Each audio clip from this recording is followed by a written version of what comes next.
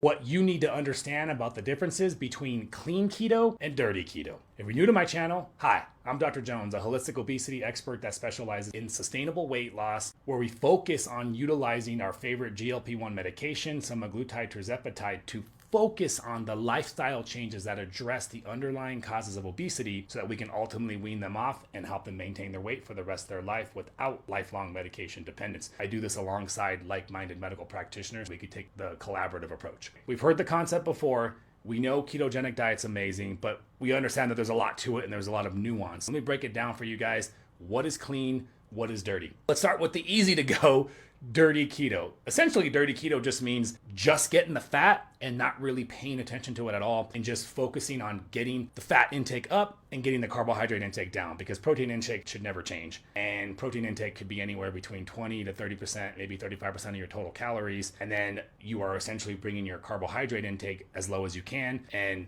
the rest of your calories are coming, the majority are coming from fat. Dirty just means no emphasis, just getting in the fat, right? And while this will produce fat loss in most cases, this will get results, right?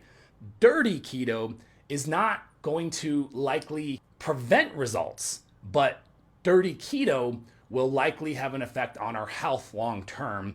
And one component of making keto sustainable is making it as healthy as we possibly can, among other things. And I'll make a separate video where I talk about sustainable ketogenic diets. What does a clean keto look like? Well, number one, we look at fat, and we can break down fat into three categories. We have saturated fats, we have monosaturated fats, and we have polyunsaturated fats. So your saturated fats, that's our delicious meat, dairy, cream, all that stuff. We can get that, but it should be no more than about 1/3 of our total fat intake. And you want to get that from cleaner sources. If you can afford it, organic, free range. If you can't afford it, don't stress.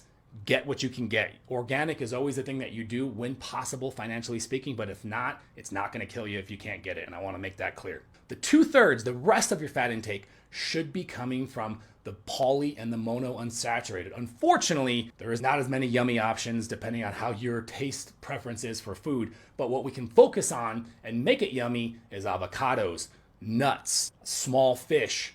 Those are going to be our primary sources. Olives, and then of course using a lot of extra virgin olive oil and avocado oil too as well. I always emphasize making your own dressings too as well as possible and trying to get in as much avocados as you can. We really want to drive in about 2/3 of our fat intake from these categories, and then keep 1/3 from the saturated, and that includes coconut oil too as well, because coconut oil is amazing, but it is still saturated fat. And then overall, just making sure we have a reduction in our processed foods. That's what clean keto looks like, guys. Do your best to emphasize a cleaner version if you are going to utilize keto, and stay tuned to my other videos where I talk about how we can make ketogenic diets sustainable, guys. Hopefully you had a great turkey day. And just to let you know, this Monday and Tuesday, we are going to launch my book completely free on Amazon. It's available right now for purchase. It's called Fast, Feast, and Flourish. It's the comprehensive guide towards utilizing GLP-1 medications sustainably so that you can wean off. But on Monday and Tuesday, it's going to be completely free. And in exchange for giving it to you guys for free, all that I ask is you leave me honest feedback and leave me an honest review, guys. Take care and stay healthy.